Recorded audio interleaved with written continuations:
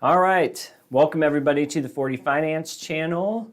Hopping on live today, going to talk about the frequency of stock market corrections and crashes. Here we are in 2021 in June, and we've had a couple events this year that I've personally bought stocks in, and I think a hard part for me right this second is how high the rebound has went. Since there was last weakness in the stock market, particularly on the growth stocks, or even the high growth stocks to be more specific. In my opinion, some of the names that got beaten down a little bit, they almost fell to a point that I started to think was fair.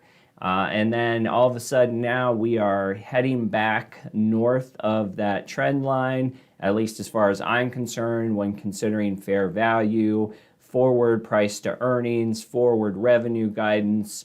So I thought, for me personally, I've been doing a little bit of research, just thinking about stock market corrections. And like how many opportunities do you get in a single year, right? When we've already had some volatility. So that's what I'm going to share with you today, is a couple interesting things that I found. Then, as always, answer questions, take some live stock analysis requests as time allows. But let's start with the concept of the frequency of corrections, crashes, dips, whatever you want to call them, and hopefully you enjoy that. So, Kevin Hawthorne, good to see you. Thanks for testing out the chat for me. Black Andrew, hey Geoff, a little behind on your videos, but I like them. Really appreciate the support from you guys. That's why I do it. I love to see you guys come in here. So, all right, let me share you a couple interesting articles that I found about crashes and corrections. One second here. And the first one comes from the site Marathon Mission, which I'm guessing is like a wealth building client, whatever. What's the word I'm looking for? Not brokerage, but wealth management firm. Thank you. All right, so this is a pretty cool article in terms of stats. They go on and talk about the number of corrections, but right here, let me see if I can center it and highlight it. Hopefully this shows up. Markets are inherently volatile, but the longer you stay invested, the more likely you are to see a positive return. On any given day, stocks have a 53% chance of rising and 47% chance of falling. That's interesting. Over 3 months, stocks rise 68% of the time and fall 32%. Over 1 year, stocks rise 75% of the time and fall 25% of the time. So right off the bat, all of us can improve our odds, if this article is accurate, simply by holding for at least 12 months. All right, then they go on down here. History of the stock market, blah, blah, blah. The average percent of market pullbacks and frequencies are as follows. So, and I'll highlight these, hopefully you can read them. 5% or greater pullbacks occur about every 7 months, 10% about every 2 years, 20% about every 7 years. So if you think about this number, granted COVID and the pandemic by itself, that was a pretty special event. But if you got averages into play, which of course the stock market doesn't care about, but if you want to go by averages, you may have to wait another 7 years to have a plus 20% event like we saw last March. Again, I think that was more circumstantial as opposed to just like a crash. Okay, so, and then finally here, they list the decline since 1945. 5 to 10% decline has happened 80 times in the last, what are we going to call that, 80 years or so. Average decline 7%. Average decline in months, 1 month, and 1 month to recover. The 10 to 20% threshold, there's been 29 of those over the past 80-ish years. 14% was the average level, and those lasted 4 months. with about 4 months to recover. Now the big ones, 20 to 40%. So I guess that would be more of a stock market crash by, I guess, textbook standards. You'd only have 8 events, average decline of 27%. They lasted almost 12 months, and they took 15 months to recover. So some really interesting stats there just to get your brain rolling. I think like what was important to me from an odds standpoint is that the really big sales, right, they just don't happen very often. The over 10%, 10 to 20%, I'm just looking at these stats here, 29 times since 1945. So that's not a very good track record if you're always going to be waiting for stocks to crash, right? You've basically, if you lived 80-ish years since 1945, first of all, you'd obviously be much older, and you would have had about 29 cracks at it of getting a 10 to 20% decline in the S&P 500. So that's the kind of stat that'll change any bear's outlook on how to play the odds. Now, I personally think that we should see a couple 5 to 10% drops this year is my opinion, but I'm not necessarily sure that it is in the S&P 500. I think like fundamentally, the S&P 500, which I don't study very much, I spend a lot more time on the NASDAQ, but in the S&P 500, I think that you would see a lot of forward price to earnings and forward revenue percentages looking pretty strong across a lot of stocks. Certainly the Dow 30, you would see a ton of strong projections for the coming year.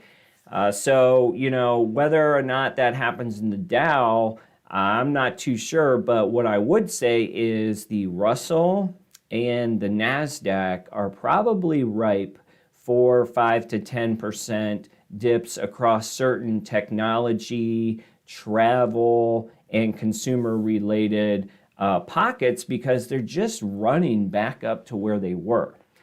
So in that mindset, we're going to look at the QQQ just to give us a benchmark. And I don't even know, like the QQQ is the top 100 NASDAQ stocks. And this is year to date. I'll squeeze it up so we get the RSI as well. Obviously, you have the 50-day and the 200-day. But what I really did here was try to include the candlesticks so that we could see the dip opportunities. And let me make sure this is year to date. I'm going to have to back out a little bit to get full year to date. All right, so we crept into, looks like December 16th-ish was the high. And for the QQQ, it opened at 337 is what I'm seeing here, 337. Then not even a month later, on 3/8/21, it hit a low of 299. So between $338 and $299, that is certainly a 10% dip, right? That actually did happen. Now, the catch for a lot of us on that 10% dip was how high the gosh darn thing had run to start with. And you can see it from December up to February 16th. I mean, what a run. A lot of talk about it being overvalued in that stretch. And so when you got down to here, you had to wonder, hopefully you bought a couple things on March 8th, but you had to wonder how much farther it could go down if you were playing the street at that time. Now, we also had some recent activity. So over in, let's see what this ends up being, approximately April 27th, you had a high of 342, and it looks like the low, I'm going to say, was 316. So 342, 10% of 342 is about 340. So I'm just trying to calculate in my head. It's just short of a 10%. It's more like a 9 or 8% dip that we're seeing. And now, of course, as you see the line in the QQQ, we are trending back up. So the question for this video is, will you get another dip? Yes, is I guess my take on it. And then how much more will it be? Well, I guess you dropped 10% once this year. You dropped 8 or 9% again in May. Is it safe to say that we would have another at least 5 or 6% drop? I certainly think so. And I'll tell you one of the reasons why I say that. When I look at some of the high growth names that I either formerly had or do have, and I'll pull up Unity Software here because I've been itching to get back in this one. All right, Unity Software year to date. We know what the big events were in the market. Let's find March 8th. Right here, Unity dropped to a low of 92. All right. It worked its way back up to 112. Then it hit an even bigger low on May, give me this stupid date here, on May of 13, it hit $79. Now it's back up to 110, showing 112 today.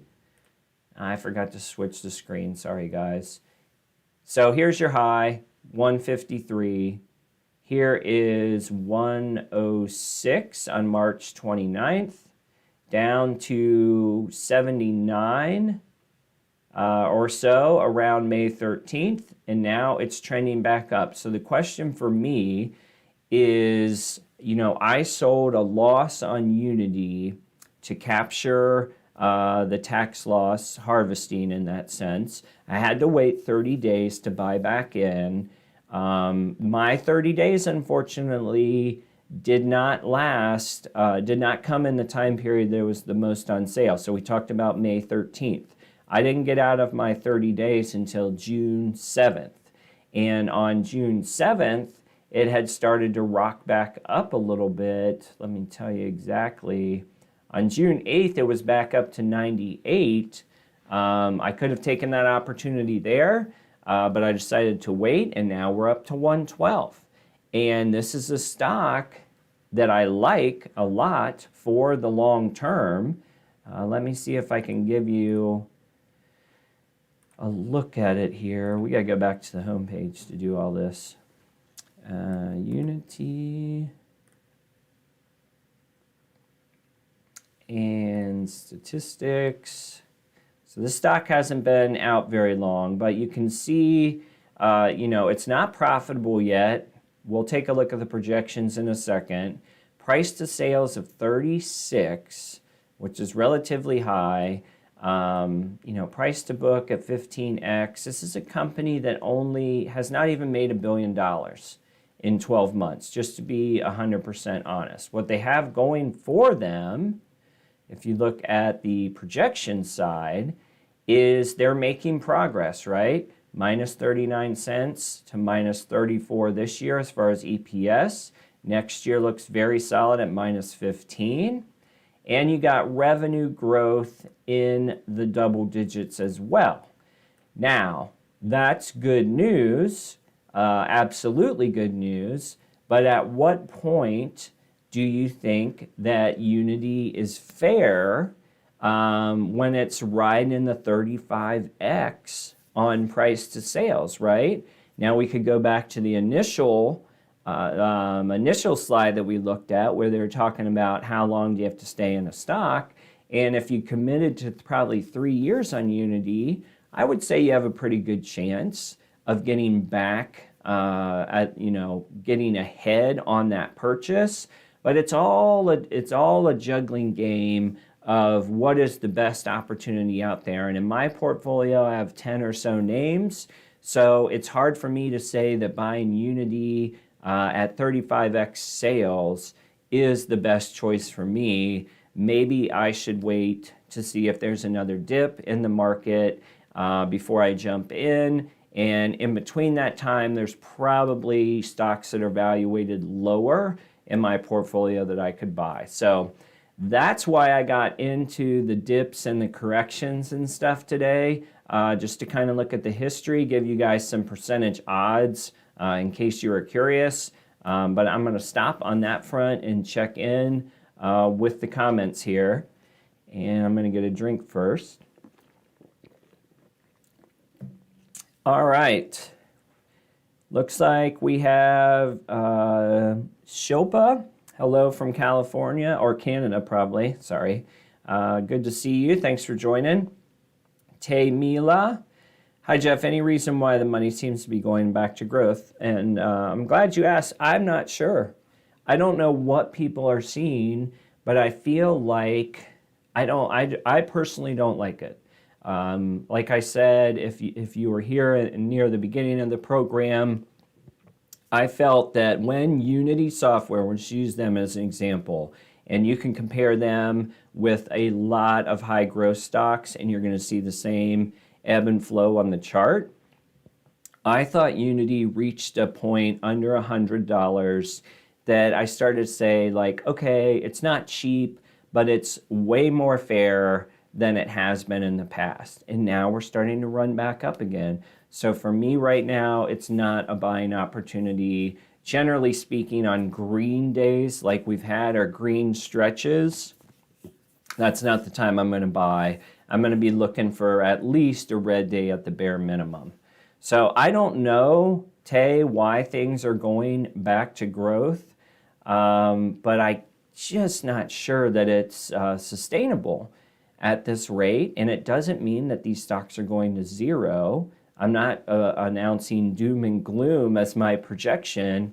I just think that there will be other times that you could get a better price on some of this stuff. Jeffrey Wang, any thoughts on AMC? So obviously AMC being the meme stock that it is. Let me see where it sits today. This is not a trade that I'm personally into. Just because I do more fundamentals, and I think we've exceeded the fundamentals on AMC. But just as a quick look, $60, it's really kind of interesting. I wouldn't buy it at 60, but I think what you need to get into with AMC that is not necessarily my specialty at all is the fact you need to be watching charts and volume and stuff like that. I wanted to see the year to date. Let's just look at the last month. So you're way over 50-day, 200-day. I mean, there's nothing on here. There's nothing on that chart that says you're catching AMC on the downward swing, right? It's at an elevated condition around 59. It's staying there. There's very little financial information or fundamentals that would suggest the stock should be there in the first place. So my 2 cents is AMC right now has more risk to the downside than to the upside. And I'll just leave it at that. Just my biggest regret from 2020 crash, I didn't buy much of Party City at the bottom. Bought a little. It seemed likely to go bankrupt. For what I did buy 25 times. Wow. I don't even think I've looked at Party City ever on this channel. I could see why it would go down because everybody was freaking out that, we'll never have another birthday party with COVID at the time. Let me pull this chart up.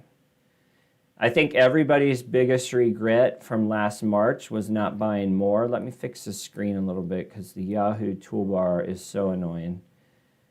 All right, scroll in here. I think we'll have to go more than 1 year. So Chestad, wowzers. That was penny stock territory well through the 4th of July, it looks like. Under $2 through at least July 1st. and now you're up to 993. Certainly good. I don't know much about Party City. Whoopsie. I think I hit the crude oil. But look at this. You got, if you were brave enough, last year negative EPS, this year coming in 62 cents, which that's not a terrible valuation even where it stands today.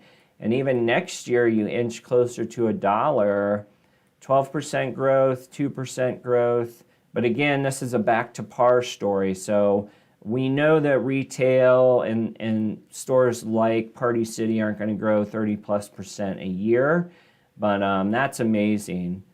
I'm just trying to get a feel for that quarter, which would have been 330. Forward PE is 29.15. The forward PE back then was under 0.5.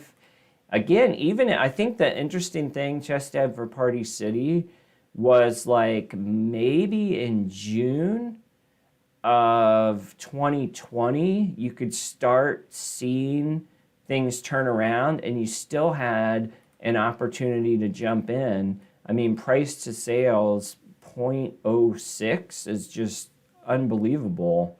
And there could even be more here. I mean, I don't know. Obviously, the big transition has already happened. How far does it go over to 9? I don't know. But there's another one that, those are the kind of little stories that people like Chested have done in the pandemic. Everybody was focused on the same, like Boeing and Amazon and all these names. And kudos to you for even getting in on something like Party City when everything on the news was about retail bankruptcy, right? Retail store closures. When are things getting back to normal? You really did have to be strong in that time to buy it, under $2, and luckily it turned out today. All right. Tom Brady, what percentage? Right now, as far as cash percentage, I kind of stuff places in different savings accounts, but I want to say, I will say 10% right now. And I would say that is a conservative 10%. And I'm not sure, I haven't bought any stocks in a while, guys. I bought some Magnite in May-ish, June-ish, when it was down lower. And I think I added a couple shares of Square at that time. But it's been pretty quiet for me because I'm still not 100% sold on some of the growth valuations. Now, as I've said on the channel 100 times, not 2 weeks ago, I thought Amazon, Google were on sale. I still think Netflix is getting thrown under the bus in the media. I think not that they are going to be the highest growing stock for the market, but when Netflix was in the 480s, I think if you look at their revenue and EPS projections, you could make a strong argument there. So I probably picked up an Amazon in there somewhere as well. But the high growth names, which in my portfolio, let's just call out some of them. This is not updated. I have not updated this list in a while, by a few months. So some of the holdings, all the buys and sells are legit, but PaySafe, just disregard PaySafe. Here's one that I'm talking about 2 years. Let me get my little cursor to work here. There we go. This is a connection to sports gambling. It's sort of like the PayPal of sports gambling. So that one, no real moves in here. Magnite. This is one that has traded close to 50 in the past. It dipped into the 20s, and I bought a couple shares to lower my cost basis. Palantir, I bought a decent chunk while it was floundering under $20. Square, no new news. Sabre, no new news. Square, I would say I probably picked up 1 or 2 shares of Square because it was trending under 200 or very, very close to it. So I thought that was a good opportunity. Many of you know Amazon dipped very close to 3 and some levels under. I thought that was a steal. Etsy I haven't really touched. I do think Etsy hit like a 140-ish, something like that, and I might have bought a share or two, but everything else, TSM, PayPal, Rocket is just a long hold, DraftKings, all those ones that came through when they were dipping, I didn't touch, and I think my newest position technically is Palantir. And I waited on that one for a long time, and I'm excited about it for the long stretch. But that one I just don't know if how much it's going to go up over the next year. I think it's more like 3 to 5 years, close your eyes kind of thing. So, Shilpa, your thoughts on Nokia? It's one that is playing in meme land to some degree. I know it has a bounce back story. I'm not familiar enough with it to say. Over the past 12 months, it's done nothing, literally. As we look at this chart, you're flatlining at $5. Is there anyone who says they're going to do anything? So this is what I don't like EPS-wise for a stock, any stock. It doesn't matter if it's Nokia or whatever, but you got 29 cents last year, 29 cents this year, 31 cents next year. So EPS isn't moving anywhere. And then revenue, not really moving anywhere either. So whatever their turnaround story is that you're going to see on a message board or something, in my world, there's 2 things that move a stock. Significant increase in revenue, which is where you're going to see most of your growth stories that people buy into, even when the price seems expensive. It is hard to find 20 to 30% revenue growth, and there's a lot of tech companies that have that. And then you just have to make your own decision on, is revenue growth enough for you? And then EPS, which in my world is a top thing that I look at because that means profitability at its core. What I really want to see on EPS is not always like a PE ratio.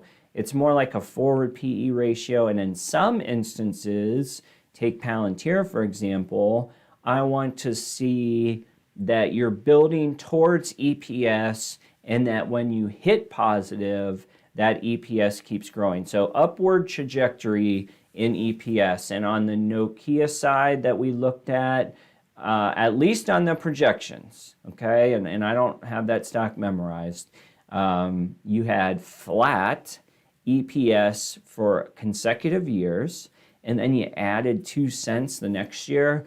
That's not an upward trajectory. That for all intents and purposes is flat. And then on the revenue side, the projection was plus 5%, and then next year plus 1%. Again, I would call that flat.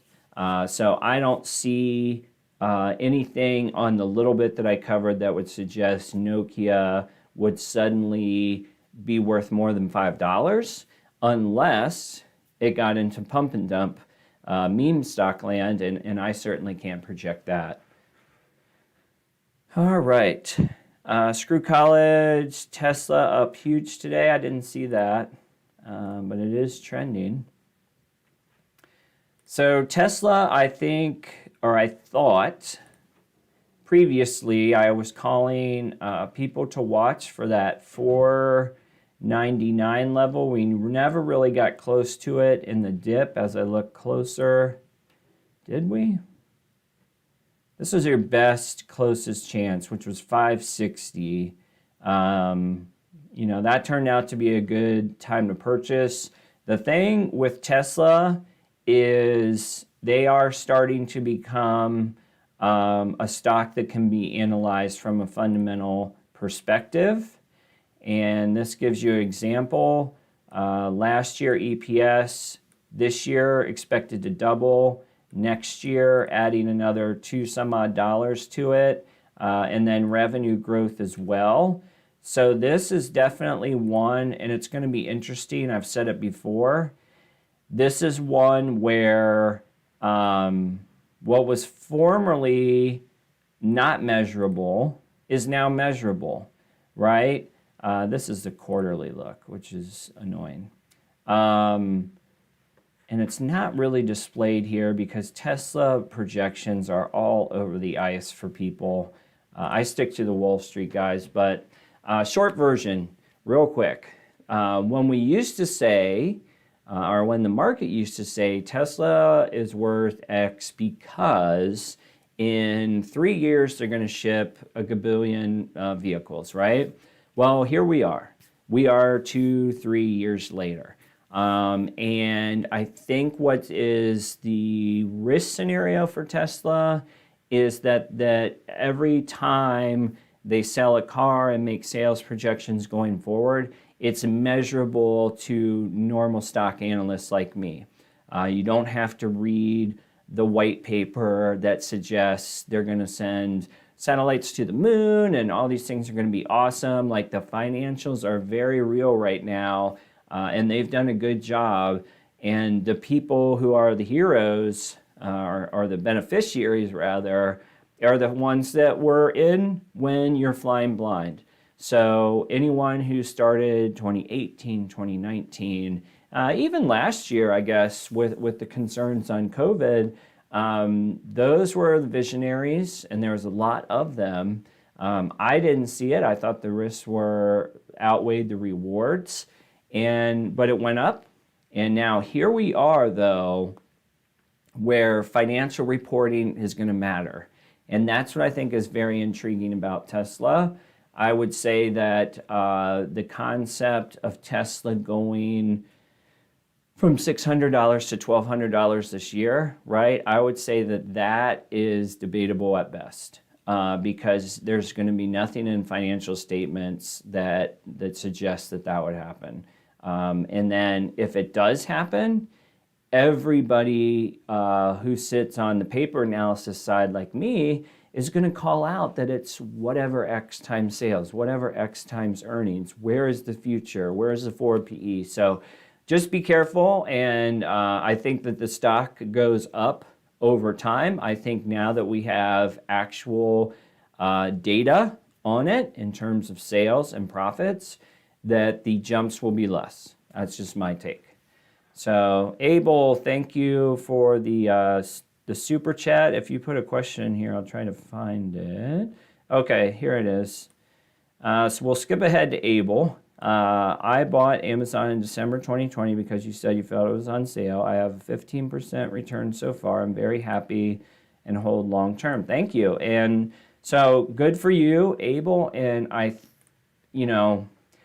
don't want to overpromise and underdeliver, but I do think Amazon is going to see another hot streak this year. Now, people who hold Amazon, like myself, we've been waiting for it. Let's take a look at 6 months. 349.3499 today. If you're on the channel, I was very big on Amazon around here. You dipped under 3 and you stayed at 3 for some time. That's when I bought I think 3 shares. I might have added another over here somewhere. And the reason is simple, since we're on this, the continuing topic of EPS and revenue growth. EPS growth, $42 to $56 to $72 the next year. And then on revenue growth, right? How much more can Amazon grow in revenue? It's impossible, right?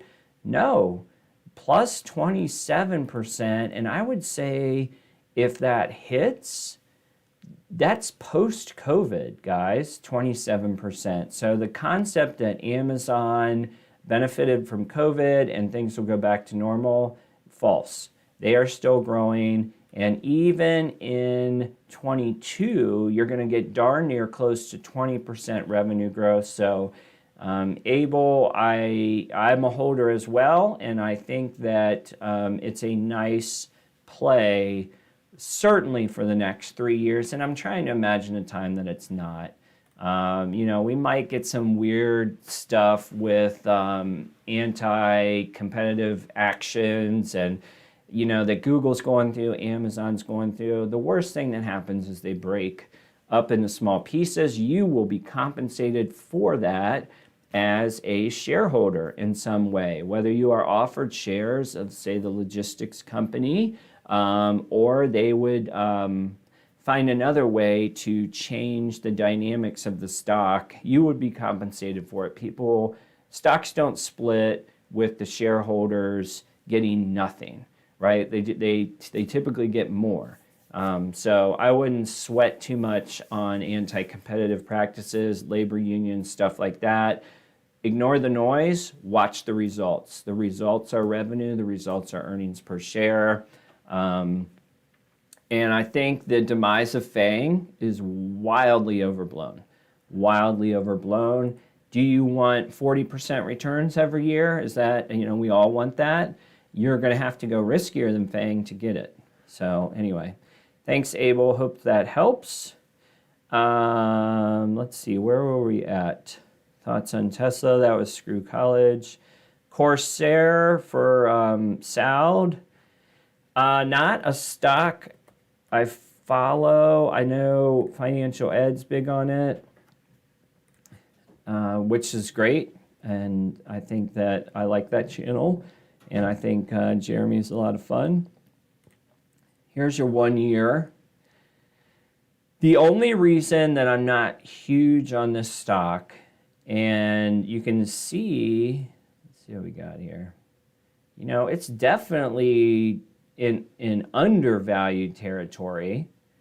But I'll tell you what I don't like about it, and I haven't studied it. So I would defer 130 times over to Jeremy if you're interested in Corsair stock. But the bigger picture for me, number one, I did this whole thing that Corsair is. I did it with Turtle Beach, ticker symbol HEAR.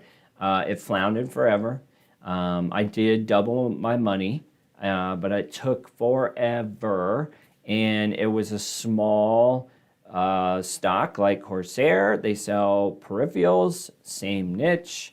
There's very little moat in peripherals, right?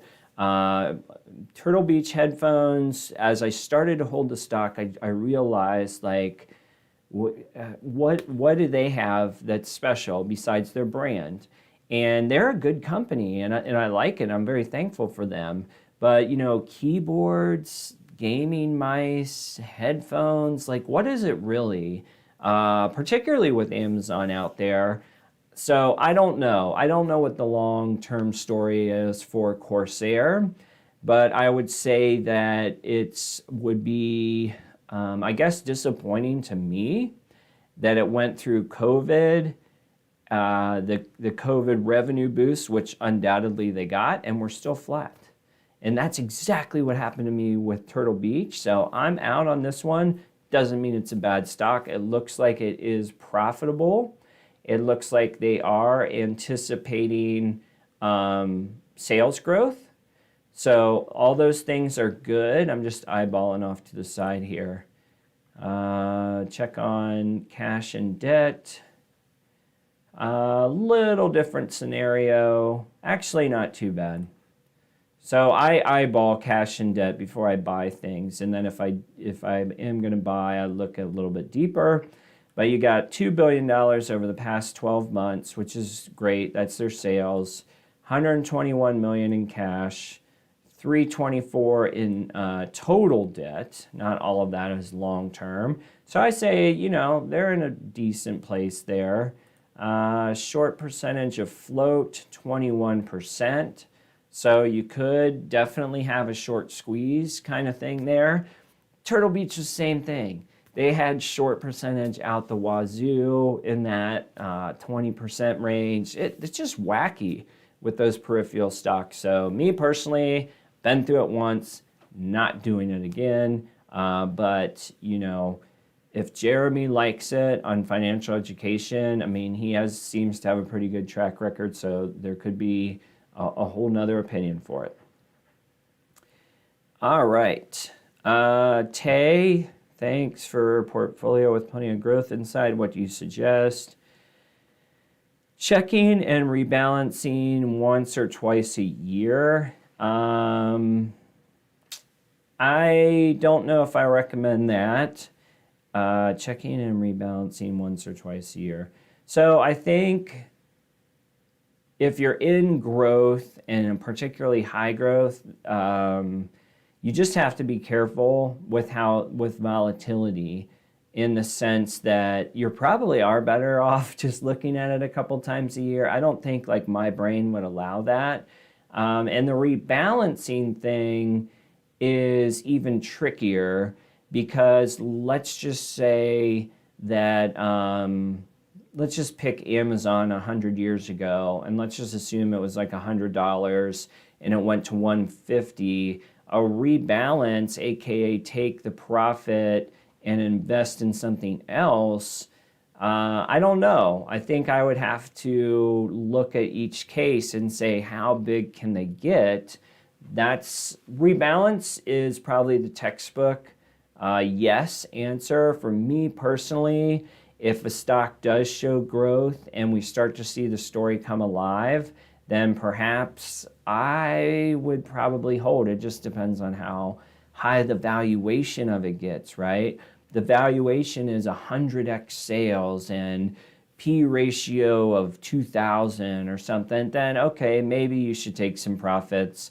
But if it's staying level in its valuation, then I wouldn't let a gain move you to sell. You know, it's a case-by-case scenario. So, but definitely check your portfolio more than once a year, just because I think seasonality and whatnot, you need to know what's going on. Worst case scenario, there's plenty of portfolio trackers and stuff that'll send you little updates, you know, like, I'm trying to think, like I get some updates that say your stock, whatever, IBM is up 10% today or down 10%. You probably at least want to get those little alerts just to see what's going on, make sure you're not missing anything. Jess Dad has no clue why I didn't buy more. You know, we were all flying blind, man. And I think like there's only a couple of channels I know that just bought everything like in March. There's plenty of people that I watch who were buying stuff when I did, which I kind of waited for some dust to settle around June. I needed to personally feel better about the pandemic situation and what it means for my family and my finances. So I wasn't the guy buying low. I bought a few things, a smattering of things, mostly ETFs at that point. But hindsight's whatever. If you bought in June like I did, you still got a heck of a deal, because it's not like the market was back to normal. Saud is from Dubai. Good to see you. Thanks for everything. I thank you for watching. Thoughts on MU? I still think MU's on sale. It is a laggard when it comes to the chip sector. I don't know what, I've speculated before on this channel that one of the reasons the chip sector is not performing as I personally think it should is because people think 2022 is going to be a disaster as far as sales growth. Micron, which stock I like, AMD is another stock I like. NVIDIA's jumped through the roof lately, but there is still some meat on the bone, in my opinion, and Micron's a great example of just some of these EPS growth. Doubling up this year, doubling up next year. Sales plus 26%, plus 31%. Let's take a look at AMD, which I've actually considered more than once buying under 80. Good solid EPS growth for a growth company. Revenue estimate plus 50% and plus 15%. So again, analysts for AMD, they're saying 2022. I get it, it's not as good as 2021, but really AMD less than 20%. I don't know. Maybe that's true, but I think Micron is a diamond in the rough. Realize that chip multiples, aka chip P ratios, chip price to sales ratios, that category is typically much lower than you would see in technology. So if you see a P ratio of 20 for something like Micron, go back historically to make sure you get your right reference, because typically they're like commodities in a weird way. Those guys are making them and they're selling them in bulk for slightly more than they make them for. So just know that PEs can be a little tricky on chip stocks because of the nature of their business. Consumer-facing chip retailers such as NVIDIA, AMD, Intel kind of does both, but AMD and NVIDIA in general package up the stuff that's made and they sell it direct to customer, right? Oftentimes through an Amazon or whatnot. But that's way different than Micron. Like, I don't think you can go into any store and buy like a Micron item. I don't think you can. Same would probably be true for things like, Skyworks Solutions. What was another one we were looking at? Broadcom. Like you might see their name on it, but you don't like go to the computer store and say, I want a Broadcom this or that. They don't, it's just not the way it works. All right. Tay, thanks for the super chat. Lion95, how you doing? Hope you're enjoying the Stanley Cup Finals. I wanted to see who was... I was rooting for the Canadians for a minute, and then I got really mad the other day because they had some terrible calls. This isn't a sports channel, so we're not gonna go there. But it looks like Tampa Bay 3-2 versus Islanders, and Knights against Canadians. So if I had to pick, just because I like different stories, I'd pick Canadians against Islanders. I think that would be fun, and those are historic NHL teams, but we'll rope back into the stock market here. Chess Dad's waiting for Amazon to 4K. I'm with you. I think it's like fundamentally, I think it's a no-brainer, but how long does it take? I'm not sure. It looks like Prom Day was going well, and that's usually a boost to it, but it's been stuck in a rut for so long. I just think when we do get to celebrate, it'll be great. Citizen M, what do you think of Lightspeed and Shopify? Thanks, Chestad, for the super chat. Appreciate it. Lightspeed. Oh, crap. Let me get back to my Yahoo Finance world. Lightspeed sounds familiar, but it's not one. Oh, man, we do this Lightspeed POS, I think, all the time. This is right in Chestad's world, by the way. I think he is a fan. Or not Chestad, sorry. Lion's world. I think Lion is a fan of this stock. I've said it before. It looks like it's running high. It doesn't have enough coverage for me to be interested in it. But I remember this one now. So my thing is this: go read the contracts, go read the earnings reports, see how things are selling.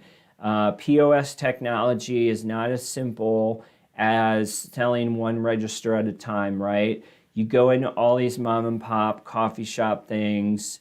If you're lucky, they buy one unit.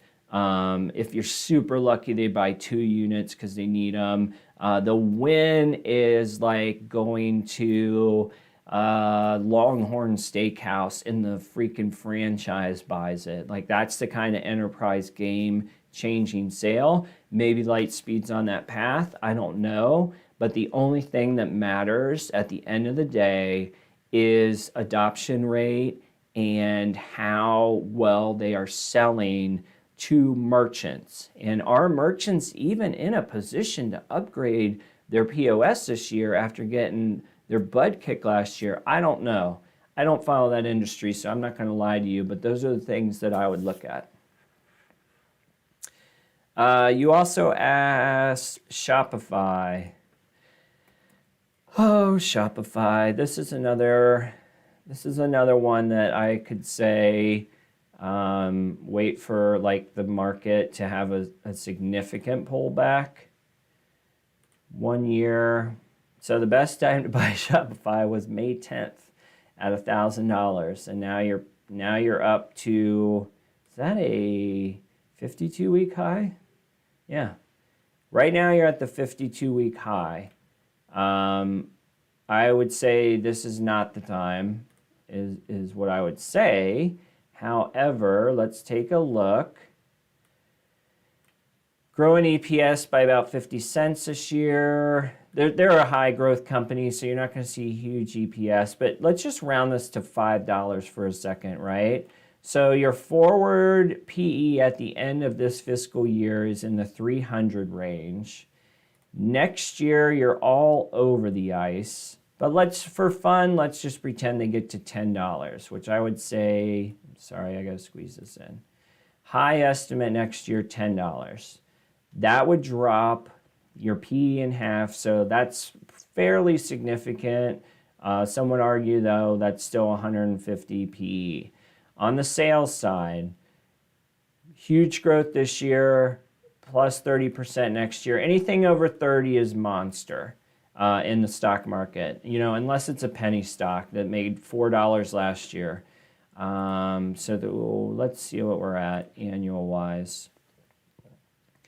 50x price to sales, 4P of 400 let's skip 2020 because we know that was a weird year. At the end of 2019, you could have gone in at 31x, and for 2018, this is probably a more fair zone. I just don't know if you're ever going to see it. I really don't.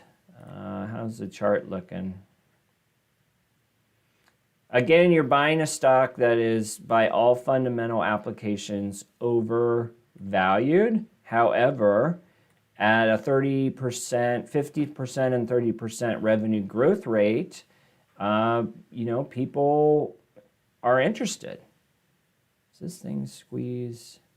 Sorry, this is the best I can do. Let me fix it. Fix this chart. Let's see if we can see anything in the chart.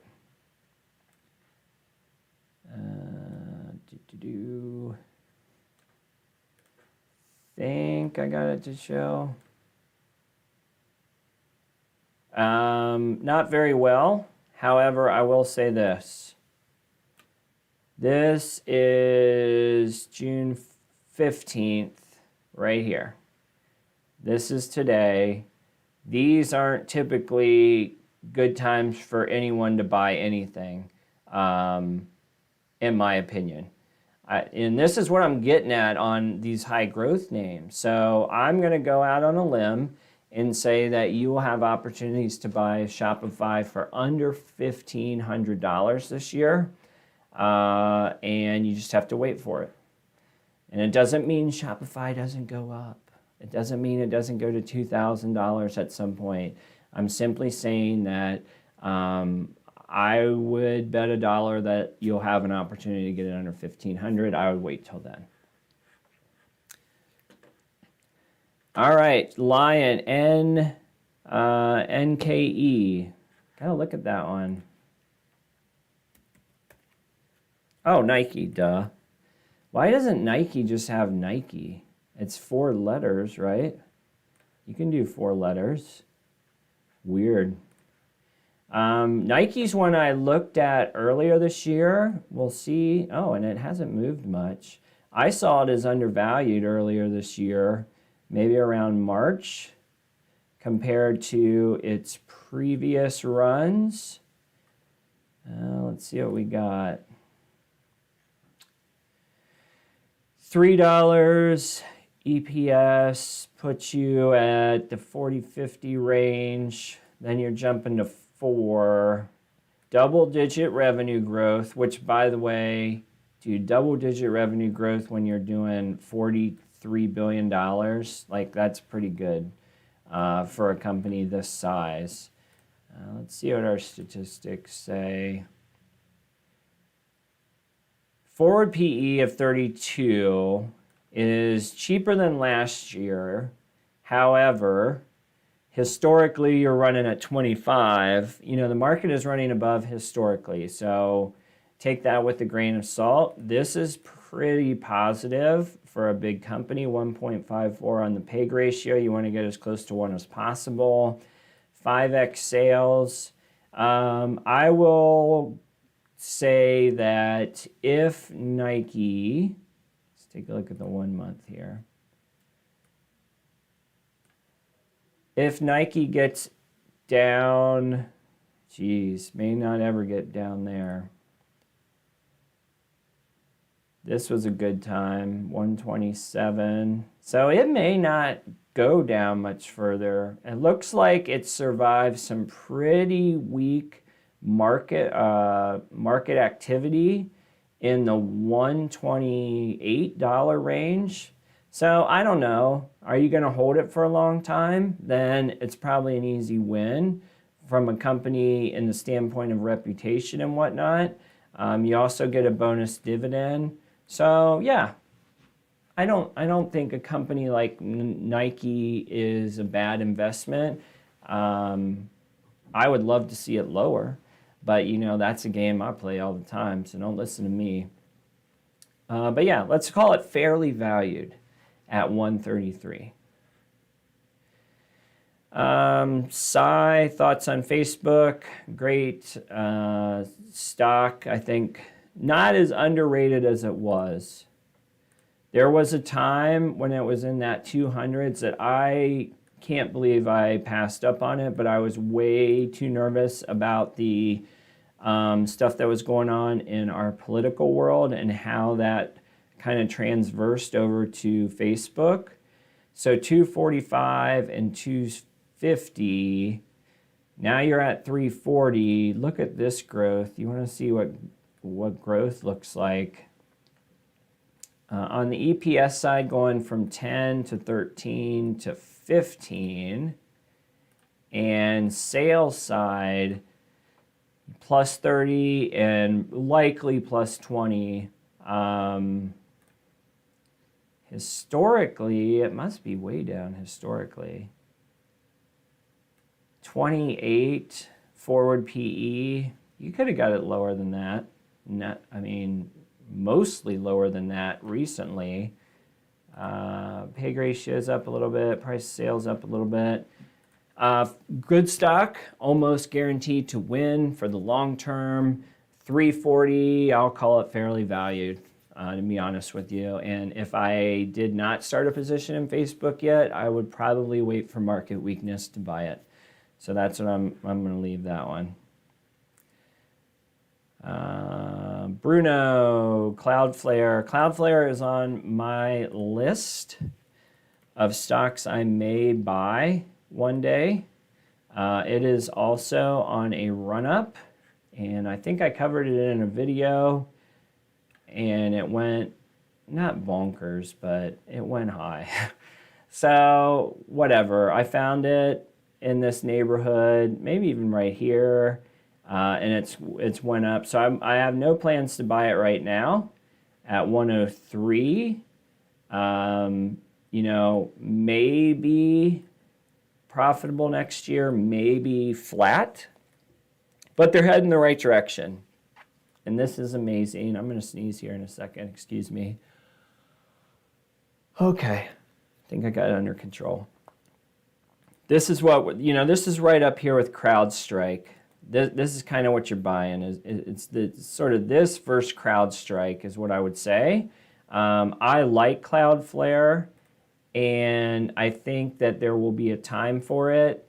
These multiples, particularly at 103, they're starting to get back up to what we saw last year. So Cloudflare has opportunity to dip. Look at this as 6 months. Okay, so December. We kind of knew what we were getting with COVID in December.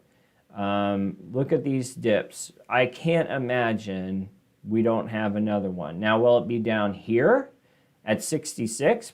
Maybe not. But I think that you have to make the assumption that with this volatility that you'll see more. And so I like the stock, I like the company, and I like the future. I'm not buying at 103 on a new position though. I would certainly start to consider it back when I first covered it in the 80s. Fastly versus Cloudflare. Oh, I missed a bunch of questions. And I gotta, these are the remaining questions. I'll end with Able, but I'm gonna keep going with Citizen M. If you had to start all over again without your past pick, without pick bias, 3 stocks for growth. I like that question.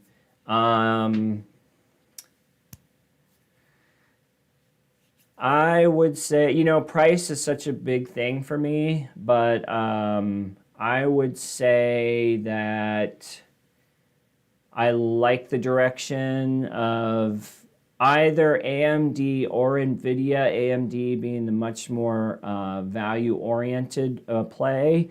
X factor that they don't make their own things, which is kind of annoying. So I would buy some sort of up-and-coming chip company that looks like they have a bright future across database, obviously graphics, computing speed, and the ability to hook into the existing networks. Networks being kind of like the Xilinx plays and stuff like that. So I would definitely get something in chip. I would definitely buy something in fintech.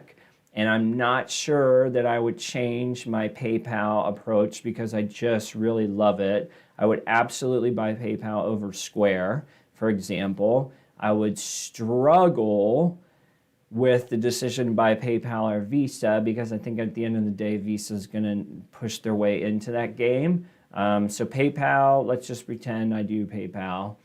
And then on like a consumer side, for growth, there's a lot of options. So I like consumer, I like tech, I like fintech, and I think those are like the broad categories of stuff that I really look at. Let me just look at my portfolio before I pick my consumer one, which isn't really fair because you asked not to. I mean, Etsy, I probably wouldn't pick them though with one pick. Since you said growth stock, I would eliminate Disney. Would it be something like Airbnb? I'd have to stare at it for a while. But for the sake of argument, that's such a good question. I just need to see tickers so I can think about it. I'm not cheating, I promise. I just want to see tickers come through.